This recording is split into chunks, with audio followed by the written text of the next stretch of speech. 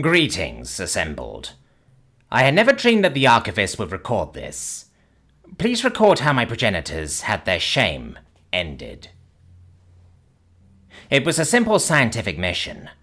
We were to meet with a human vessel, perform the diplomatic exchange, perform our surveys together, exchange information, another diplomatic exchange, and then be done. I was hesitant, but determined. I had been given permission to perform my dance and had practiced. I would perform this and receive the usual words that the humans gave when they understood. The humans boarded our vessel for the first exchange. While I had seen the records of previous meetings, this would be my first time seeing them in person. They were tall, gangly creatures in their protective suits. I thought that they must expend so much energy remaining upright. It was a small congregation, their vessels Tshirt, accompanied by 3 others. One was hard to ignore, while the others moved with some semblance of fluidity. This one was stiff and awkward in their movements. The human Tshirt asked our Tshirt if this awkward one could perform the greeting dance in their stead. We did not expect much of the humans. It is unfair to expect a human Tshirt to be versed in the greeting dance, especially one of a vessel which visits so many races. Our Tshirt agreed, and the human stiffly made his way to the circle. I could see through their suit, blinking lights attached to either side of their head, but their arms, their legs, their back, so rigid. The suit was close enough that I could see their torso move with their breathing. I knew from my studies of humans that this was not normal.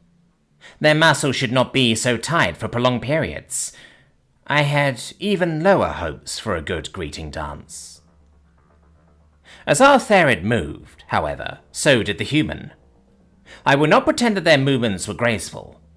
The human body will never allow their race to perform the dances properly, but it was as proper as a human body could ever perform. We intended on the short dance, for the sake of not embarrassing the humans. We were not embarrassed when the human would not let us. As awkward as it was, there was a beauty to it. Each movement precise, fluid. We all believed that the human Tshirt had chosen his proxy well. When the dance was complete, the human once again took their rigid stance, and the Tshirt began to speak, and once again, I was surprised. The Tshirt spoke of the first contact between our peoples, a story that I knew far too well. Our people had barely avoided an Azul, skirting the edge, when they had detected another explorator vessel of unknown make or origin at the edge of their rage. Unable to slow, our vessel had transmitted in every known language, every known data medium, warning the unknown vessel of the danger. Our first contact had been a warning that they had known would not be understood. The human vessel was on a direct course to Nezul. Our people knew that they would not be saved. But the Tshirt continued to speak, a more intimate story, of a young crewman who saw to the maintenance of the vessel, who marveled as the scientists poured through the overwhelming array of signals that a vessel had sent, trying to make the slightest bit of sense of it all. At least, until problems began to be recorded. And then the human had to get to work. The humans were lucky. They had slowed, changed their course slightly to try and get as much from our vessel as possible. They only skimmed the Nazul, but it was enough. The mechanical issues were only the beginning. The breaking of reality, even slightly, should have killed them. But they were lucky. The Tshirt spoke of how insanity beset the crew, how their bodies responded to the air that they breathed wrong, but that 5 of the crew were not affected as badly because of unique precautions that they took while performing maintenance. They did not understand what was happening, but they understood enough. This young human took it upon himself to bring as many to their little safe haven as possible. He brought cryogenic stasis capsules to put the worst afflicted in. Time and time again, he left the safety of protection, suffered wounds most to try and save more people, or to make that envelope of protection larger. to send out a distress signal. There were 384 humans aboard that vessel. The human brought 379 to safety, despite a degrading nervous system, deadly wounds, warping biology. The human was the last one put into stasis. Of the 384, fewer than 200 survived. Most ended up dying by the wounds inflicted by each other. This was the story we all knew. This was the shame of all who were descended from those aboard that explorator ship. But the Therid kept speaking, explained how the survivors were rescued, eventually. How those not in cryogenic stasis spent years trying to decode our message and communicated as much as they could to the rest of their people. How most of them were put into stasis for generations as treatments were developed. The Therid spoke of how, upon being treated, many offered themselves up as test subjects to help the others, with one goal in mind. 12 human generations. It took 12 human generations to treat the final survivor.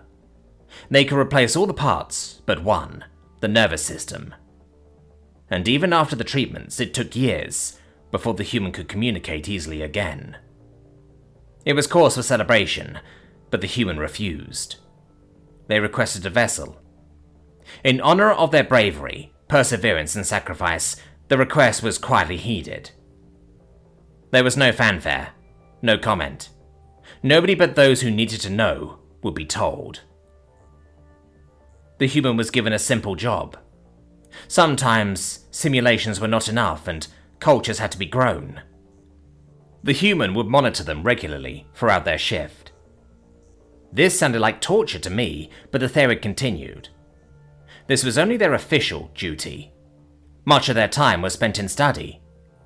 Any field that called out to them, they would study. They would become someone that would help the scientists, at least point them in the right direction when their own expertise blinded their vision. And the human performed their job very well. But the human still had issues. Even with the regrown body, even with the cybernetics, the human had mobility issues. Controlling their body was difficult, at best. And so, they learned to dance, to help teach themselves. Throughout all of this, the dancer had stood still, save for the movement of their chest. As the Therid finished speaking, however, they moved. Directly to me in that strange, stiff way of theirs. No doubt, they had read the crew roster. No doubt they knew the line of progenitors that I come from. They might have even known that I am the only explorator descended from that vessel so long ago. I felt trapped in my own mind, weighing if words were appropriate. Humans rely on words more than motion. When they do not rely on words, then changes to how they hold the muscles in their face. But I so wanted to dance, to apologize, to honor. The story that the Therid told was understood. I knew the identity of the human moving to me. I wanted to dance so badly. The human did not let me decide the best course of action. They began to dance. Not elegantly, but the meaning was clear. Praise, honor, thanks. I did not know that humans could even understand the complexities of our dancing, let alone how to form them into new meanings. It was not until later that it was explained to me. Just as the human had tried to save everyone, and failed, so too had we tried to save them all and failed. But the failure does not negate the attempt. It was explained that the humans were able to figure out that it was a warning, even if they did not understand what the warning was for. Upon entering the Nezzel, they changed course based on the idea that it was a warning, and that is the main reason why any survived. And that the human personally credited my progenitors with their survival. The human, designation Rashad, stayed on our vessel the entire time, sealed in their suit. By the end of the mission, it felt strange for them to leave. They spoke rarely, but when they did, it held importance. They danced many times with us, even though it was obvious that it was very taxing to them. May the archivist record that the humans have done their best to absolve us of our shame. And how, all these generations together, the first that we wronged by our ignorance has not only forgiven us, but considers us. The human word for it is hero. It does not translate into our vocalization. But please, allow me to dance.